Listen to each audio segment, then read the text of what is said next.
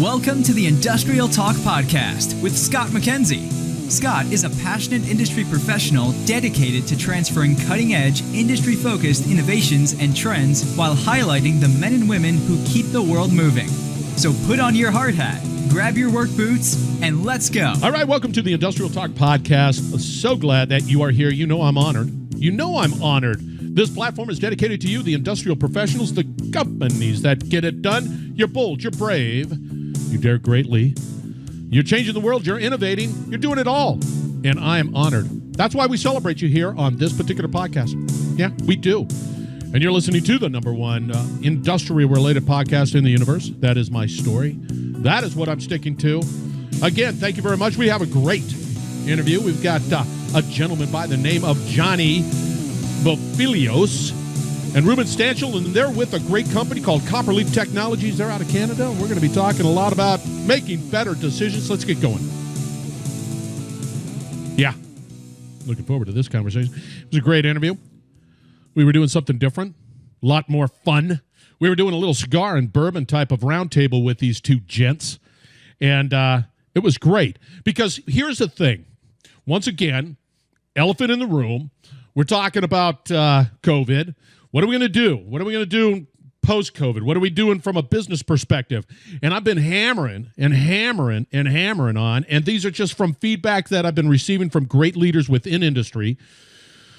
We need to collaborate.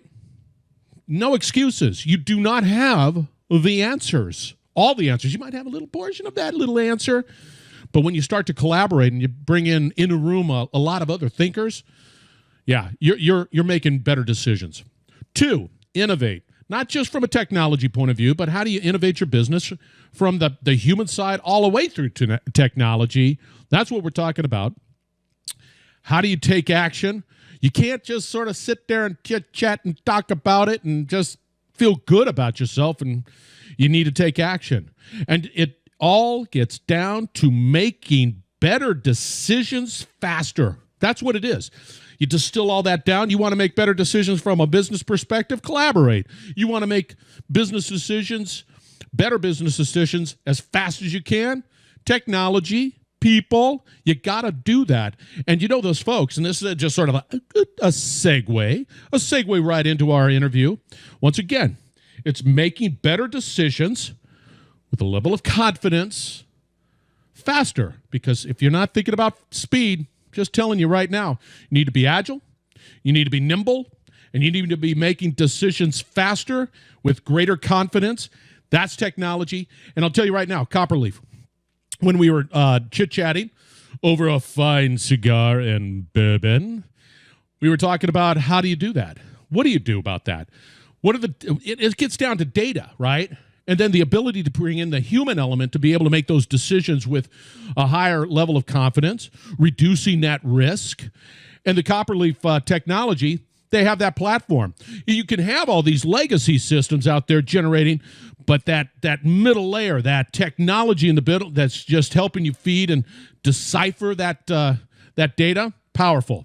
And you're going to need that. You're going to need that now, because you need to make your decisions much quicker, and they have to be greater, with a greater level of confidence, right? Makes sense. I mean, try to change my mind on that you want to make better decisions with a high level of confidence faster. Tell me why that's not good, because it is good, and it is necessary. And companies that do it well are going to be grabbing market share. So anyway, here it is. This is Johnny Bofilios, let's say Bofilios, and Ruben Stancel. And he's going to say, Scott, you didn't mention my name. But it doesn't matter. They're both incredible guys. This is the first in the series of cigar and bourbon and great conversation. Enjoy the interview. All right, Johnny and Ruben, welcome to the Industrial Talk Podcast. So glad that you are here. You know what I like?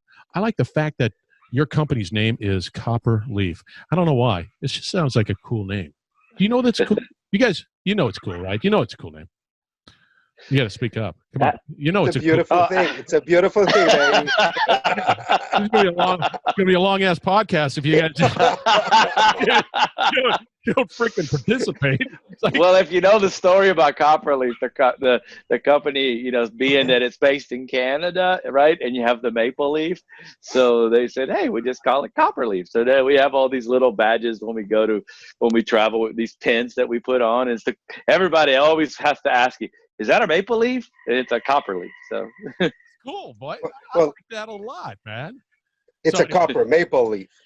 So you that's it. It's a copper maple leaf. yeah, but it still is. I'm surprised that how long has CopperLeaf been around? I'd say it's going on 16 years now. So Okay, it's been. the domain name was easily acquired.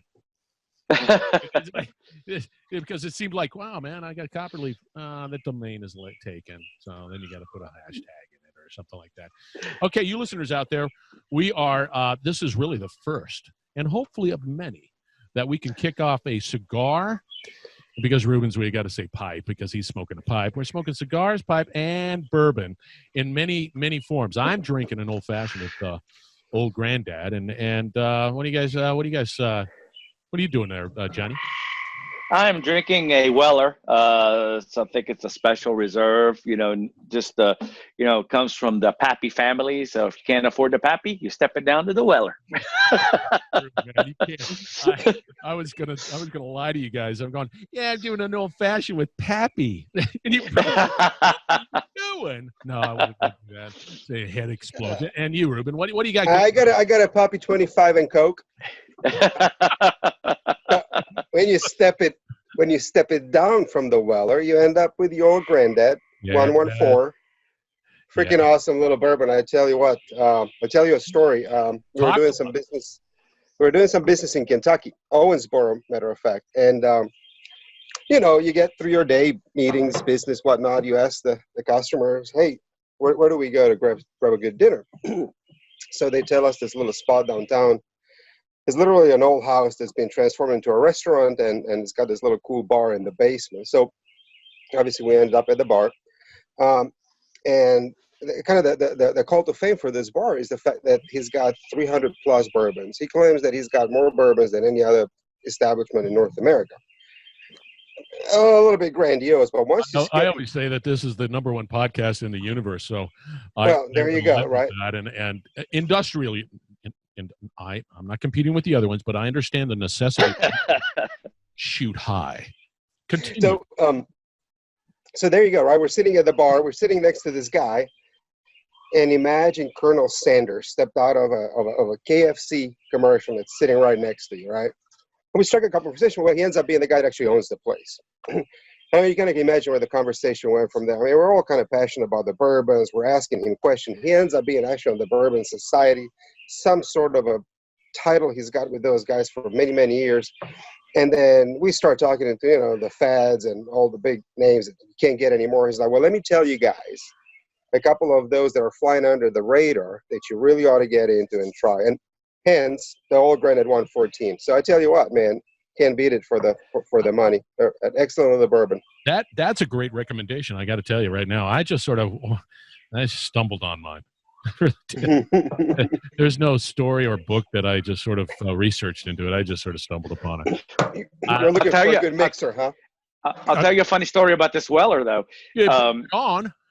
Ruben and I were in somewhere, Texas. Can't remember, some small town in the middle Texas, and we're driving back, and Ruben goes, there's a liquor store. Let's stop and see what kind of bourbons they have. So we pull in there, and this store is like, this guy's an avid deer hunter, so there's deer racks everywhere. Ruben's like, I'm taking pictures of Ruben everywhere, and I walk up, and this bottle's typically like $50, but this guy has all these bottles for $25. You kidding me? Nope. So I'm like, oh, we're coming with home. He's coming home with me. Why? Why was it priced so low? What? Maybe it's because it's a small town in Texas. Exactly. I don't know. So that's why it's sitting here. So, touche. Congratulations, my God. Thank you. And you're smoking a cigar. What type of cigar are you smoking? I'm smoking a Padron. I think it's a 8,000, I believe, Importado, something like that. So it's one of my favorites. It's a hand rolled. It's got great tobacco, and it's just very smooth, not too harsh. Yeah, is it drawn right? It's drawn well, right? Oh yeah, the ash just fell now. Unfortunately, you would have seen it. Yeah, I'm on an Oliva kick. I like the product. I like what they provide. This is a Series 5 or V, and it's once again it's a great smoke, well manufactured, whatever, hand draws well, and then of course Ruben has a pipe. So I'm smoking a pipe. It's a pipe with some tobacco in it. And this is my newfound passion. My wife hates me for it, but there you go. You got to pick up some new hobbies with this COVID flying around. Yeah, I've been very committed to the drinking. Tell you what. And the eating. Yeah. Cheers to that. Cheers. And I want to make sure Cheers, that guys. you listeners out there, this is going to be, we're going to be just very sort of easy going, but we really are going to talk a little bit about some of the categories that I've been sort of preaching about, specifically with the COVID, the virus, the post and now and whatever. As companies, I believe, and I pose it out to you guys, I believe companies need to look at their business models today. And it has to come from the perspective of evaluating every aspect of your business. Everything should be up for grabs. By the way, I have my dogs here and they get a little surly. So if you hear barking, I can't do anything about it. So, so for me, sort of in this sort of small roundtable, I think businesses have to build in resilience. You got to evaluate your business, because I think we were lazy pre-virus, and I think we have to be a little bit different post-virus. And then I have these categories of collaboration. I don't think we have all the answers. I think we have to collaborate in some way, shape, or form, not just internally, but externally with people who are struggling with challenges and helping customers succeed through collaborative type of work. I also think innovation is going to take a big role, not just from a technology point of view, which is important, doing more with less, leveraging technology, but also the human element. What can we do? What do we do? How do we, just be innovative and really push those envelopes. And then we can't just talk and talk and talk. We have to take action. And then the final component of this, four-legged stool is speed. I don't think we have time to just sort of lollygag like we did before. So when we start talking about digitization, we start talking about these initiatives that have been floating around, I think they've been extremely expedited. So what do you guys think about that? Tell me how you look at that particular sort of four-legged stool. Well, I'll start, as the three of us know, and then the listeners, nobody would have ever expected what's going on today. Right. I mean, not in a million years. So right now, all you hear in the news is about, how we're gonna come out of this. And as organizations, we have to now change the models of how we make decisions. Right? Decisions. A lot of us get paid to make decisions, right? As people, but we also have to have some type of technology that can support the decision-making process. We've been good at making decisions as organizations. We've been doing it well. We've not really had to make, we not really had to be so agile. But all of a sudden, we find ourselves like, the brakes have been put on. What are we going to do? Right? You want to add something to that, Ruben? I mean, on top of it? No, it's just fascinating, actually, at the speed of change. So think about it a little bit, right? Because I think this situation, as unfortunate as it is, right, I think it kind of brings it home to the lightning speed that things can change in nowadays, right? We were on the plane in customers' meetings, and I remember vividly the week of March 13th, because it's my birthday too. But you're meeting with folks. On the way home, the news hits, hey, the rodeo's shut down. Hey, all public events are shut down. And then within 2-3 days, the economy comes to a grinding halt. All right.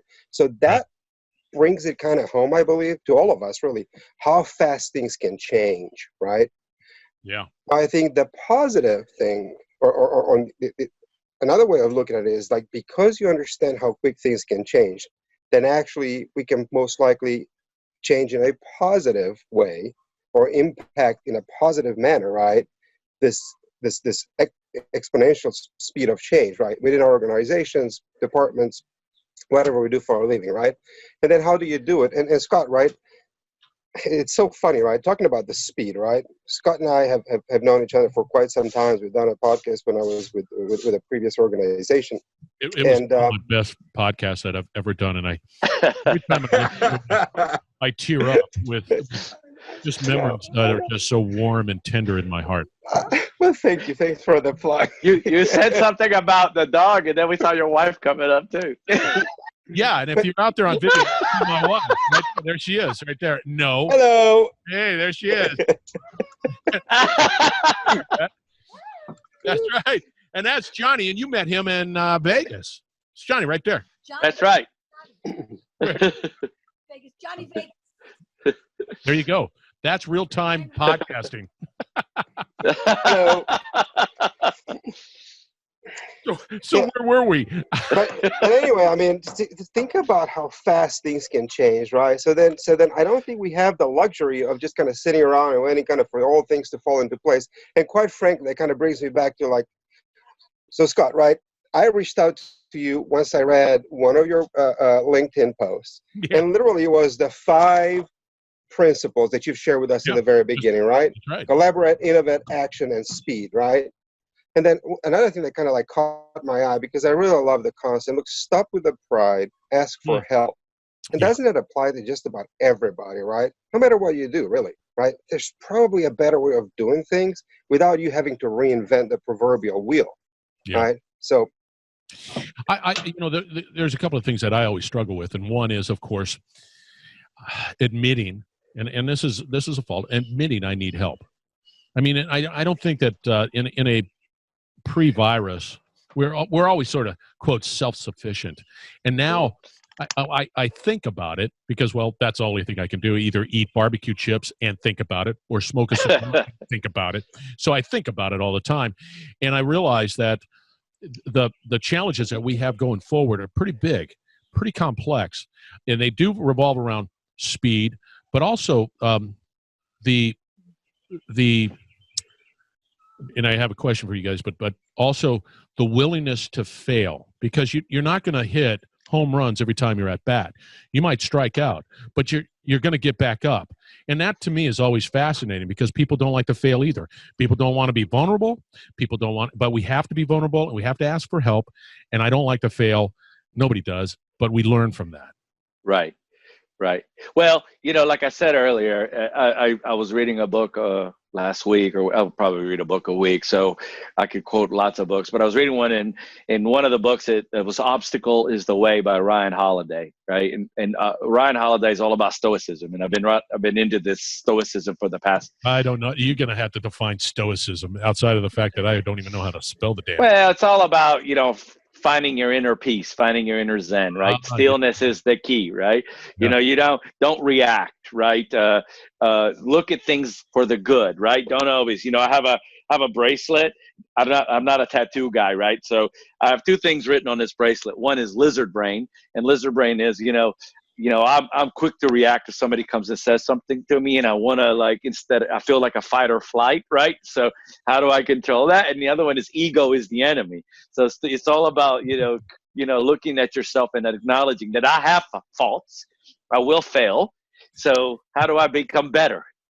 Which is kind of what you alluded to. Yeah, and you have to always sort of be challenged by that. And the biggest concern I have is I think that there is a sense of acknowledgement that this is where we are today, right?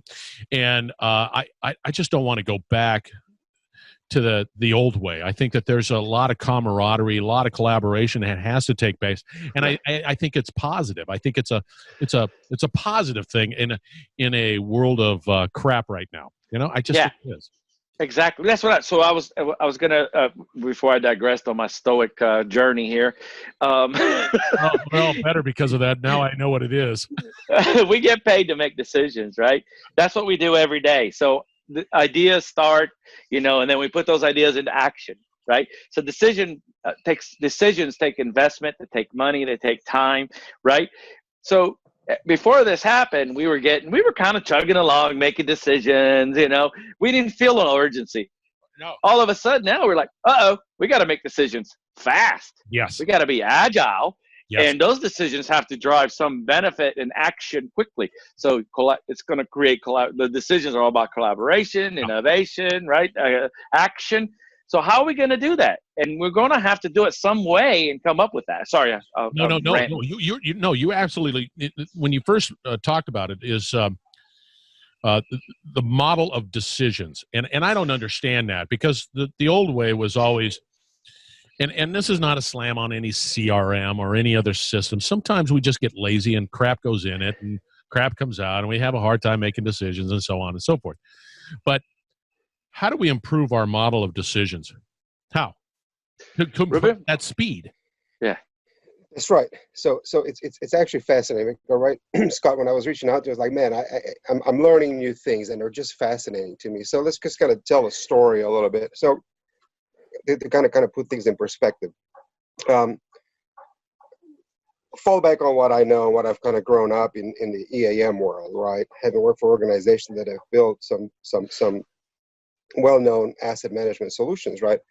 But at the end of the day, when you kind of look back, yes, you can build a system, right, that does what it's supposed to do. But then the question is, within the broader organization, right, does the output of that system have a voice, right? Are you bringing that particular solution? I don't really care what it is, whether it's EAM or ERP or CRM, whatever it is, right? The system is an enabler to be able to hopefully collect data, slice it and dice it. But I like the fact that you said, does it have a voice? That's a pretty interesting observation.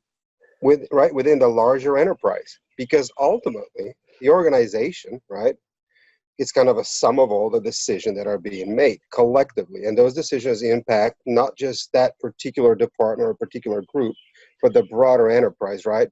Yeah. So here's the fascinating thing, right? And this is where I think technology starts playing a role, is can you, right, teach all those systems a common language, right, that all of a sudden everybody has a common denominator when they evaluate, right, the ask, and obviously it's an ask most likely for funds, right, or time or resources, right? And how do you allocate those resources, right? And are you making the best decision, right? And Johnny's got some really, really two cool analogies, Johnny, if you want to share, right, in terms of, prioritize versus optimize, right? And then kind of almost like a philosophical, quirky question, well, which one's better, right? Right. So the first thing is when I'm sorry, go ahead, Scott. Talk to me, Zen Master. Well, I guess the first thing is stoic, not Zen. Stoicism. So when you talk about the common language, that feeds off of the ISO 55000, right? That was what the framework's all about, right? Creating that common language, right? So everybody says, oh, we're going to create this framework and we're going to talk about all this common language and bring it. But how are we really truly doing it? And what systems are in place to try to bring that common language, to do the interpretation, the voice that Ruben's talking about. So that's one thing we could talk about after this. But the example is pretty cool. So I'm in New York City, downtown, by World Trade Center, where the Millennium Hilton is. And we're having a meeting. And the meeting's running over. And it's running to the point, and I have to get to JFK and fly to Los Angeles because I have a meeting the next day. And it's an early morning meeting, so I can't miss my flight, right? And so I am now cutting into my time to get from JFK from downtown to JFK. I got an hour and 10 minutes. And I haven't even made the decision what mode of transportation I'm going to take. Now, the old days, I would have just said I can either take the train, I could take a taxi, right? And we didn't have Uber then, but let's just say with Uber, I can pick one. Yeah, and you didn't have any analytics telling you. It's just like, I got to get to the airport. I'll just take the train, or you just sort of dive into a decision and then go. Exactly. But so what I did was, the great thing about Uber and these little things right here, which is godsends. I go in and I go to Uber and I go where I'm at, JFK.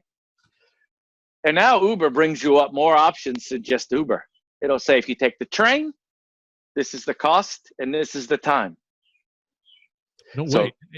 Uber does that? The app Yes. does that? Yes. So actually, maybe I use Google Maps. I might have used Google Maps. That is true but I didn't know that Google. Continue. I'm sorry. Okay. Either way, Myself, remember to do something.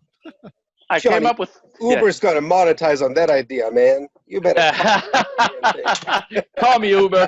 So you got to throw an R. But technology gave me three options. Option one was to train, and I think it was Google Maps that I used, and it said the train.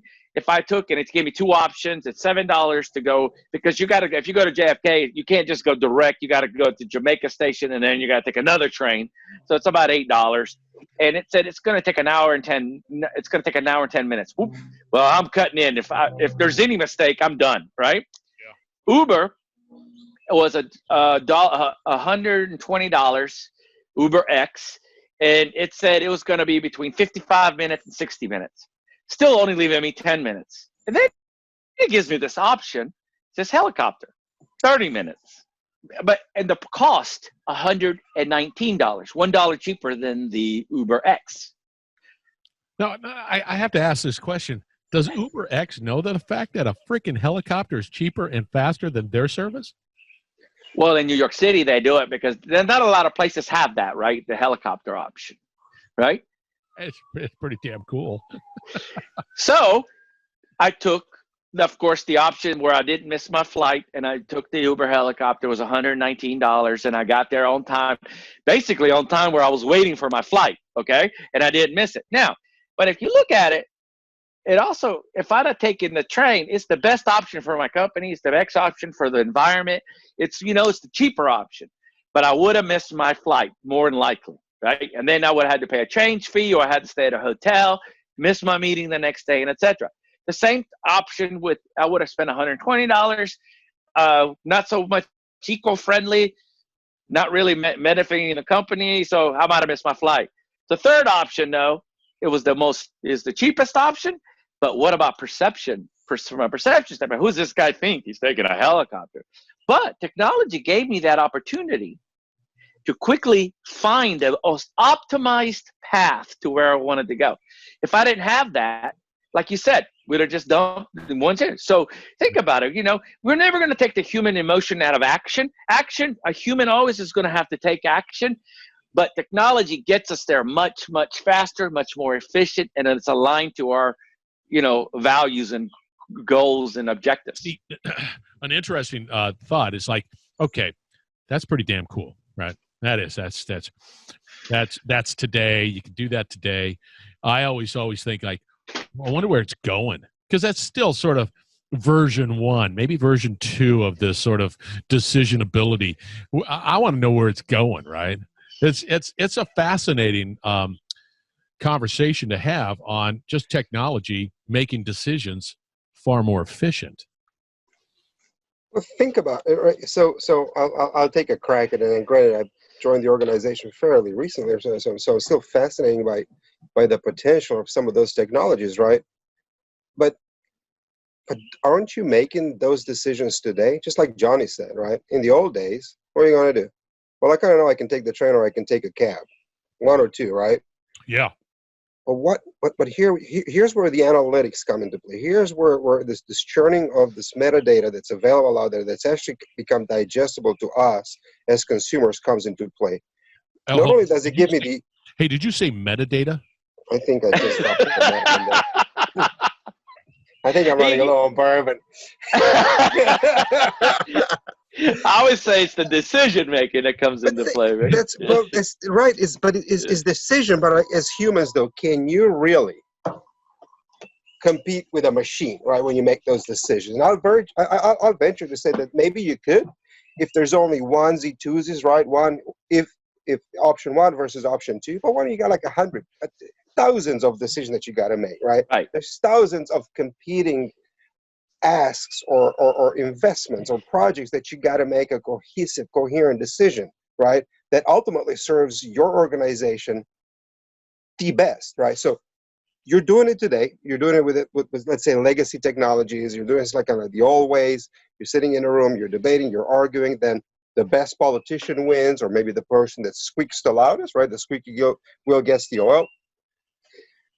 What if, right? What if there's actually a way to bring all this together and digitize that process, right? Or automate that process to a certain extent. And guess what, right? All the constraints that Johnny plugged into that decision. Hey, I got to make it. I got to make it by this time. I got a certain budget. Obviously, I wasn't going to spend $1,000 for a helicopter, right? What if I don't make it, right? What are the repercussions? Now combine that, multiply it by thousands of those competing interests, right? Can we really make sense of it in using, some of the legacy systems, some of what we used to, right? That's the question, right? And that's what we're trying to help folks with. Yeah. So here's the interesting thing. I'm putting on my company hat, and this is sort of the typical company out there. I've got a ton of legacy systems, right? I've got a spreadsheet over here, and I've got this old system there, and I got this new system here, and I got this is on-prem, this is in the cloud. It's like this portfolio of mishmash, whatever. Are you saying that I'm not knocking those legacy systems? I'm not knocking them. You can improve upon it, but I'm not knocking that. I'm looking at it from my perspective. If I can take all of these systems that I have collecting data, well, let's just assume that it's great data, right? We're not talking about data cleaning or anything like that. Now I can pull it all in from these disconnected systems and create a cogent message that is in line with maybe our business objectives. Is that what you're saying? Absolutely. That's exactly right. Think about this, right? You got right now, we've got projects that have been approved or investments. We're going to buy some technology. We need to replace a bunch of assets. We're building a new facility. So there's like hundreds of these out there. And now people are asked, hey, tell us, we don't have the budget anymore, so who can live without what? See, and you're bringing up a great point. And the human condition is always asking the why. Can I get this information? I'm not just sitting around and I think it's important information. Can I get it, and can I align it with another data point and then draw a conclusion? Can I do that? And that's sort of that human element that will always sort of sit there and say, what about this? What about this? What about this? And then once you go down that road and you don't have a layer that says, I hear you. I can just tweak this, do this, change that. Boom, here it is. It's not, once again, to your point, Johnny, it's not agile. Today it's not agile. Tomorrow it has to be agile. And that agility has to have a technology solution in the middle that can evolve and grow with just the human condition itself. Yeah, human emotion is the most critical thing that holds us back, right? Technology takes human emotion out of the equation. It brings science to decision making. And when you bring science to decision making, just like Uber doesn't know me from Adam. Uber just said, hey, this is the most optimal path. You want it? Take it. You don't? That's up to you. If you don't take it, this is the risk you're going to incur, right? And that's so we gotta, if we're going to want to compare apples to oranges to giraffes, we got to bring it some common scale, bring all that information in so we can make those decisions. I don't know what you think. You want to add to that, Ruben?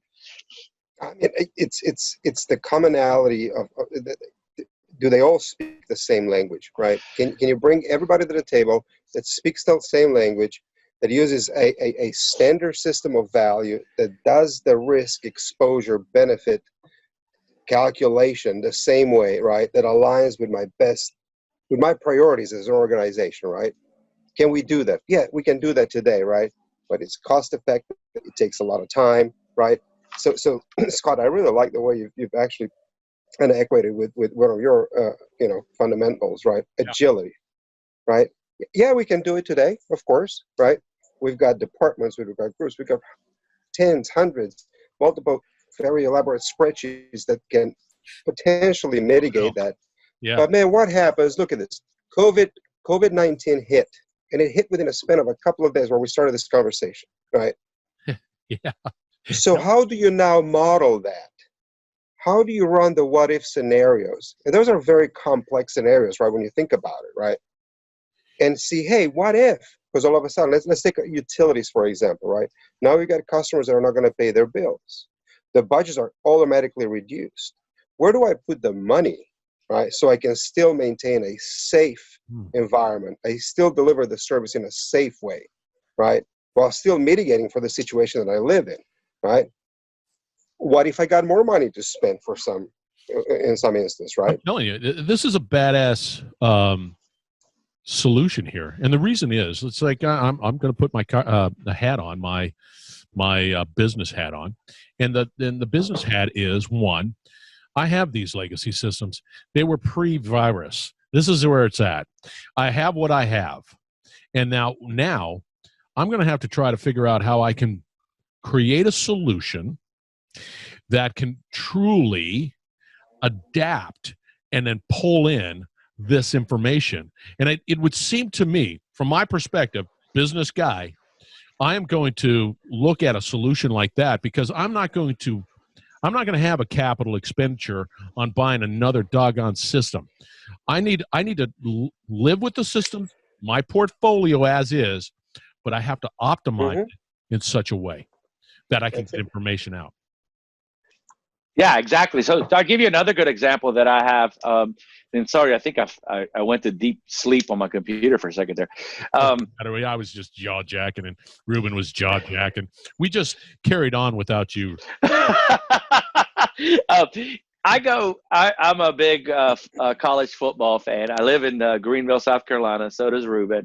And we go to Clemson football games. I've been going to Clemson football games for 20-something years now, since I graduated from Clemson. And I've always taken the most optimal path, right? I take the most optimal path and that I believe in. Now with Google Maps, every Saturday that I go to a football game, it doesn't take me the same way. It'll look at traffic. It'll look at accidents. And it'll change. You know, can I beat Google Maps? I could never beat Google Maps. Google Maps, there's no way I could try to beat Google Maps, but without that optimization algorithm, I'm relying on it, and it gets me there. Now, you could say, well, it's a football game. Why do you got to get there fast? I got to get there to tailgate and drink and smoke cigars. So, of course, I got to get there fast. I got my What are your priorities, right? There it is, man.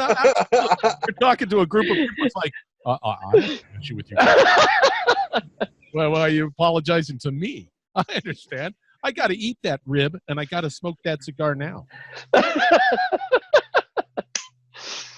It's with the Google Map analogy, and as I go off on a tangent, is Google just pulling in information from where are they getting that information?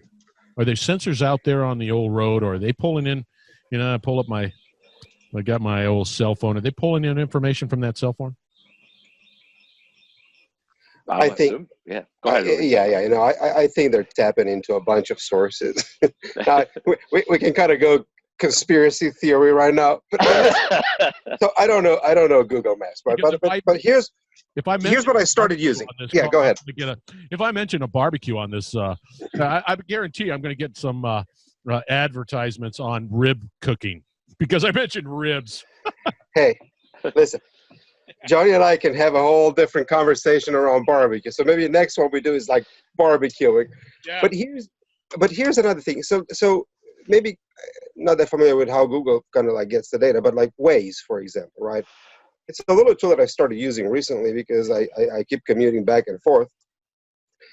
And I think it's call it crowdsourcing. People actually use the application and feed it data. Right? So they're saying, you know, you as a consumer actually provide information, and then they optimize the routing, or they optimize the speed that you should be driving it, and they give you heads up on accidents, police, whatever, right? So, you know, that's kind of interesting. I thought like this Waze thing, and I just kind of started using it here recently. Well, right. Well, the same thing with decision making, right? Decision making, you know, if you have a technology that's looking at you and you say, hey, and I know a lot of the asset management guys are they know this when they go, hey, your budget's been cut by 20%. Good luck. Mm-hmm. What impact's that going to have on my, well, just deal with it. Deal whatever it is. You know that happens every doggone time. Yep. They look at their financials and say, okay, cut here. So what do you do then, Scott? What do you do? Right? Back your business hat. You're running a company or you're running an organization. You're dealing with all of this equipment. You got to keep them running. Your budget's just being cut. What do you do? You're going to have to look at, sorry, it went down the wrong pipe, but that's okay. I can handle it. So you're going to have to look at the data from the perspective yesterday, pre-virus. You cut budget. You just cut budget. You don't care. You don't even look at the implications. You just say, got to do it. Get the bottom line. You need the ability to be able to say, okay, I made that decision, or I should think about making that decision, or I should say, hey, I got to cut budget. Let's figure out the best way to do that and then reallocate based off of some collection of information that everybody agrees to and be able to make that decision in an effective way. Speed. That's exactly right. Right. So you've got to share with the enterprise, right? What is the impact of this action, right? You got to do it, Johnny, on the fly, and you got to be able to say, all right, that's fine. We cut the budget, but here's the impact, right? From a reliability, safety, public perception, regulatory compliance. Here's risk, right? So, but if everybody speaks the same language, right, then that ought to be like, all right, folks, that's what it means. So what do we do, right? So it gives you actually data that you can actually act on. So it's a fascinating story that I've heard, and Johnny, maybe you're the better one to say, but it's a client, right, that we've been working with for many, many years, right, and it's again, it's in the utilities space and publicly owned, and they were asked to cut budget, and I think the number came down. I'm not going to name any names. I think it was a 17%. 17%. Just you got to cut your budget 17%. So through technology, and they apply some of the algorithms that exist, and the fact that they've actually captured all their investments to one cohesive system and kind of making sense of their world, their own world, they were able to go back to the regulator and say, like, that's fine. This is what it's going to look like over a 2, 5, 10-year period. This is the impact, short-term and long-term, of us cutting the budget 17% today.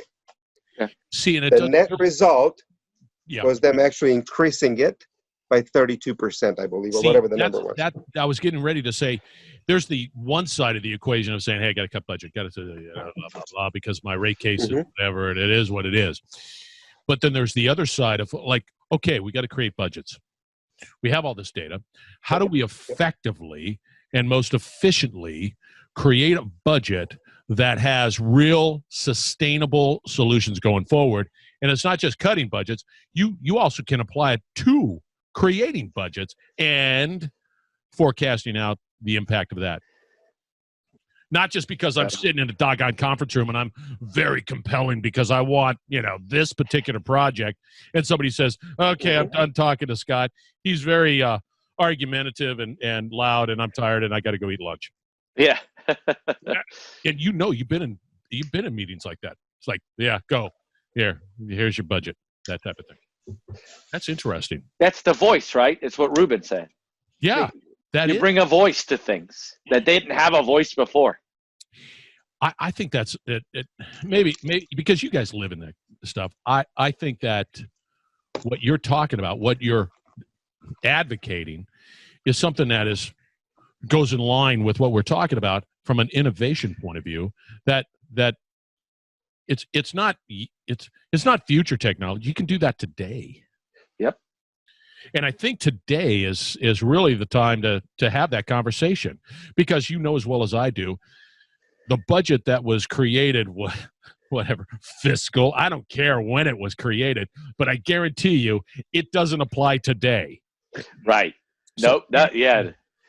And then what do you do with future budgets because of all of this, stuff, this storm that's taking place? I think. And think about this one. Okay. Let's just say you can be agile. Let's just say you can get in a room, right? Your revenue's been cut by 50%. Your capital dollars have been cut, and everybody gets in a room. Well, well, we can't get in a room. We're social distancing. How are we going to do that? Over Zoom? Yeah. Or that many people? Yeah. Right? Without something sitting there crunching and doing something, how are we going to make those decisions? That's another key thing to think about. I think it's a brilliant approach. And the reason I say that, especially now when we're all remotely just sort of dancing around and the walls are closing in and you're in your backyard and I'm in my backyard and we're all in our backyards and fortunately for you, I have pants on for once. And but the fact that you can get that data because it's in the cloud, it's someplace you can pull it. That's a whole nother conversation, cloud versus prem. Not going to go there, but let's just now. It makes remote conferencing, remote meetings, whatever, more effective, and you will, and I think you'll get to a point where you just make better decisions faster. You're nimble, you're agile, you're speed. And now you get to move on to things that are important, a little bit more complex, but you can do it. Right. I think exactly. It's good, man. CopperLeaf, baby. CopperLeaf, baby. Maple copperleaf. Maple copper. Hey, you guys out of Vancouver? Where are you out of? Yes, Vancouver, Canada is it's a great place, by the way. Is the headquarters. Beautiful, beautiful city. Isn't it gorgeous? Spectacular. Gorgeous. It's. Yeah. I went up there with a family vacation. Of course, we did all of the stuff, yeah. And it's gorgeous. It's breathtaking. It's if you walk away and you're not like, wow, that was okay. No, then you're not looking because it's all in front of you and it's in stereo. But I like the fact that you're in Vancouver. The company's in Vancouver.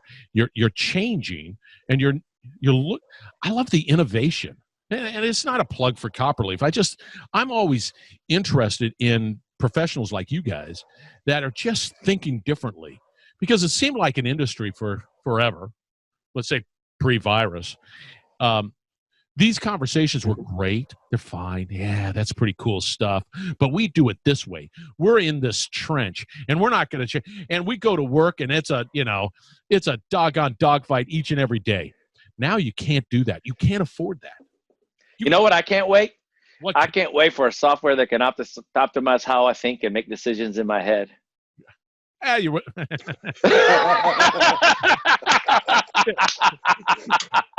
slap that thing on your temple. Whatever that thing is. Yeah, thank you very much. I'm brilliant now. Because I've got a patch that sits on my temple. But I got all these ideas, and then I'll say, hey, give me the most optimal idea plan for my head. And it'll go, boop. And it has to align to my wife's objectives, right? So strategic objectives. Man, there you go. There you go. How men's mind work versus women's mind, and it's like I'm always sort of like the process flow map. Square, angle, square. Is there a decision there? That's how I look at things. But so let's just say. Where do you see it all going? I think this is great. This is now. This is today. And, of course, you just can't say, all right, we've reached it, and this is where we're at. Where are we going? I don't know. That's where you guys step in. Where are we going, right? I mean, that's interesting, right? Because, Scott, I want to take it, right? Yeah. So, and it's interesting times, man. I think people are going to realize real quick that they have to get better, right? They have to get better and faster at decision making. I don't care what you do, but out of this whole thing, when we come out of it, right, things are probably going to move at warp speed. There's going to be a lot of innovation. There's going to be a lot of new technologies going to be introduced to the market. There's probably going to be a whole new way we live our lives. Let's call it for what it is, right? Mm-hmm. And I tell you what. People have to start thinking, how am I going to operate in this world? Yeah. And here's another thing I kind of like from your tenants, right? Is like, don't be arrogant, ask for help, right? What does it cost to have a conversation right now? Hell, we all got time, I mean, I love having the opportunity to be here with you guys, in an afternoon, right? Business hours gone, right? But it's awesome to kind of get the juices flowing and kind of share, right? Share ideas and ask, right? Hey, if you're in a situation where you're going to need some help, ask for help. And I tell you what, you'd be surprised of who's going to step in and maybe offer an insight, offer a different way of looking at things. So it's as much as I hate going through all of this, and I hate having the conversation, and there's a lot of anxiety, a lot of struggles that are taking place. If there's a positive lining to whatever this is, it's the fact that people are actually prioritizing their thinking. Like I can't do business as usual. And if you come from that perspective, if you can't do business as usual, but you want to keep your doors open and you want to continue to, expand your market share, whatever the goals and objectives are, you're going to have to just think differently and prioritize properly and be all about speed, agile, nimble, whatever it might be. And you got to do it today, because if you don't, we as humans, and I don't have any knowledge or data to back it up except for seeing people's behaviors, we get right back in the same old doggone rut. Yes. And then when that happens, how do you get out of that? And companies that are talking like you guys are talking and realizing the value of what you guys are talking about and recognize the necessity, like helping your customers succeed, right? Hey, we appreciate you being our customers, and we want to collaborate with you, and we want you to succeed. And these are the things that we've discovered free of charge. Don't worry about it. Here, do it. Because that's fascinating to me. But that's what. So you kind of hit on something, and that's what I kind of wanted to hit on, right? If you kind of ask for a different opinion, or maybe like a reach out and say, here's two things: don't reinvent the wheel because it might already be there, right? And if you ask for help, people are at this stage. I feel like we're in a situation that's very interesting, right? People are willing to lend a hand, right, and be like, hey, look, have you thought about this way, or have you thought about doing things? And it's just fascinating how many people actually are willing to step in, man. I mean, and look at it. You look at it and take it out of the, let's say, the industrial world that we live in and trying to optimize business process and this and that. But even in our everyday life, right? The grocery stores, the medical professions, right? The first responders, all those folks, man. I mean, they're all stepping up and they're willing to kind of help out, and even us with our neighbors, right? The elderly. It's amazing what's going on right now. So this is the time to kind of ask, right? Set the pride aside, right? And have an open mind, because you know what? You might just come out with something that's just fundamentally changes the way you're doing things for the better, right? We all come out of this. Yeah, no, you're absolutely spot on. All right. We're going to have to wrap this up. I'm pretty much down to the nub of my cigar, and I'm out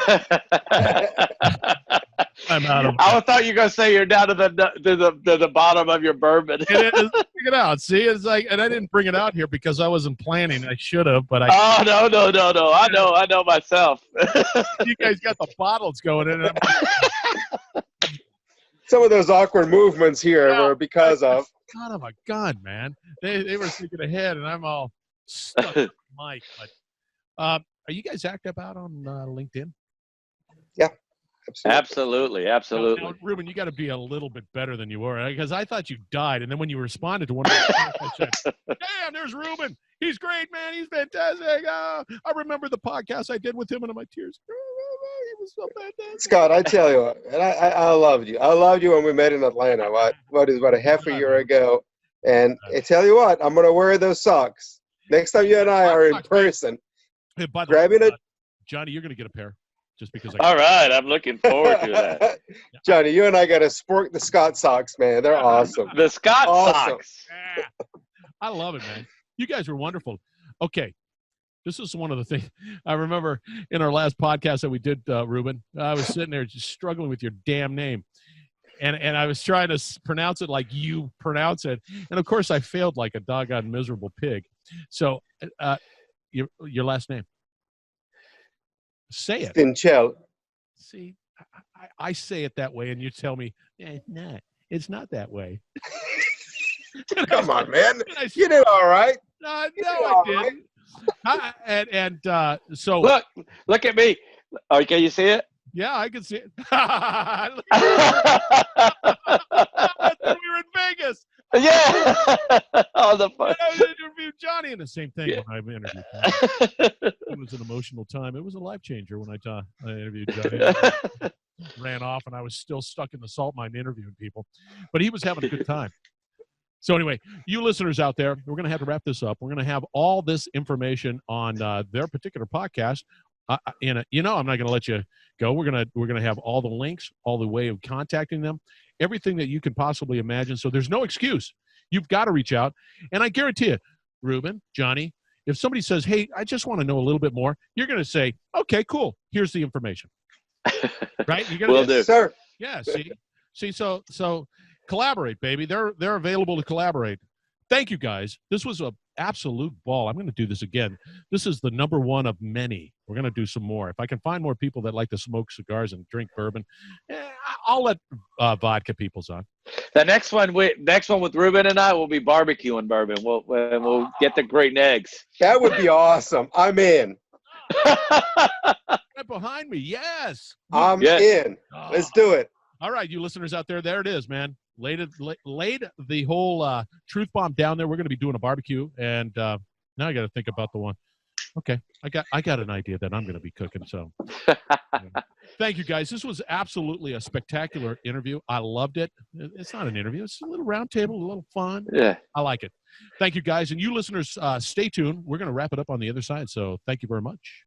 You're listening to the Industrial Talk Podcast Network.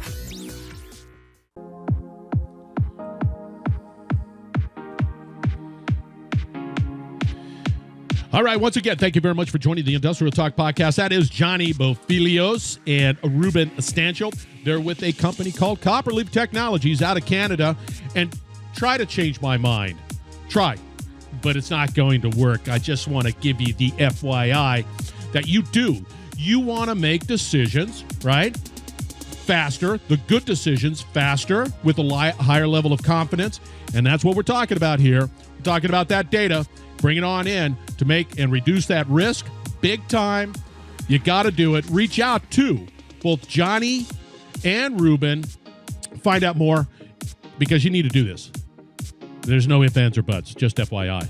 Okay, once again, we're going to be talking about collaboration. We're going to be talking about innovation. We're going to be talking about taking action, and we're going to be talking about speed.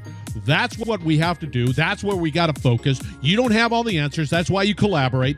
And technology or innovation through technology, how you looking at